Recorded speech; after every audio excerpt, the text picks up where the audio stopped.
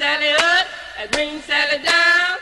Our group studied biomechanics and how they're involved in swimming and football. Sally up, and bring Sally down. Last done start, gotta tell the ground.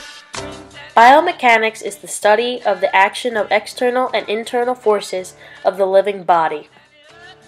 Sport biomechanics is centered on improving sport performance by athletes through the improvement of movement techniques or the development of equipment. Biomechanics studies can show new and more effective techniques.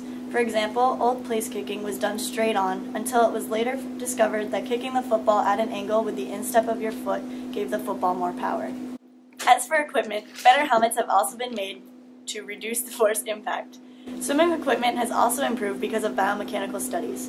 Special clothing has been made to reduce friction and improve swimming performance.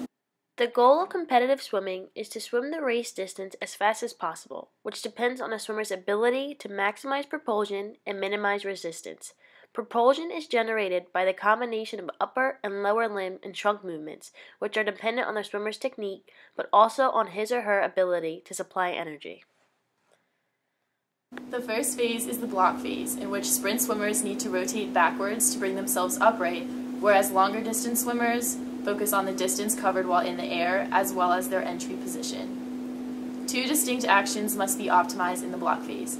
Reaction time to the start signal must be as brief as possible, while at the same time, movement phases on the block need to last long enough to create enough force and power.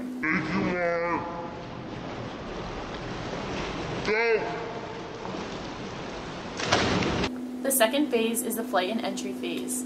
The block phase strongly influences the flight phase by determining whether the style of trajectory will be pike with a longer start time but greater takeoff and entry angles, or flat, quicker entry, flatter body position. Arm movement influences momentum in the swimming start and entry.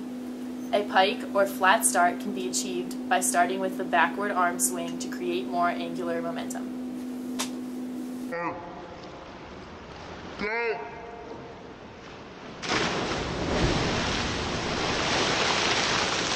The third phase is the glide phase, which begins when the head enters the water and ends when the head breaks out. Maintaining a streamlined body position is vital to slowing the loss of velocity. Body shape, rather than surface area, is the deciding factor when trying to determine the amount of total resistance. For example, one hand on top of the other, as opposed to the hands being aligned with the shoulders, causes a 7% decrease in resistance.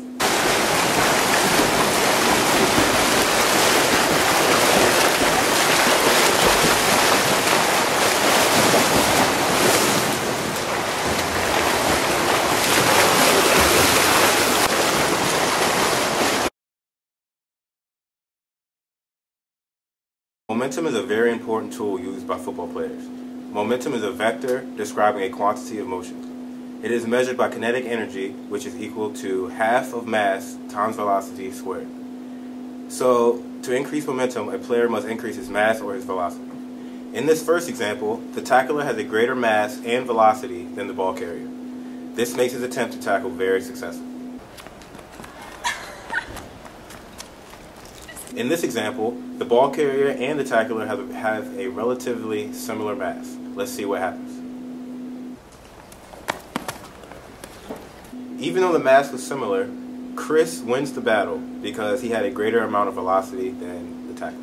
The tackler clearly has a mass advantage in this interaction, by about 100 pounds. But it's interesting to see how this one turns out. The ball carrier generated enough velocity to overcome the mass difference, making her the victor in this outcome. This is an example for if mass and velocity equal each other. 1. Football accounts for 55% of concussions to collegiate athletes. The greatest risk comes from special teams, especially from kickoffs and punts. The long closing distance increases momentum, therefore increasing danger. The Journal of Biomedical Engineering Society conducted a study on head impacts across 12 games during the 2010 NCAA football season. 1/3 of all concussions occurred during a special teams play.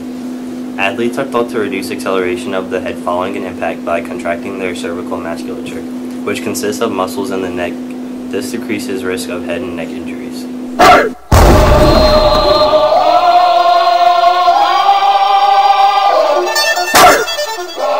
Here comes the Here comes the, y'all don't really want it like that. Here comes the, here comes the, here comes the, y'all don't really want it like that. Here comes the, here comes the, here comes the, y'all don't really want it like that.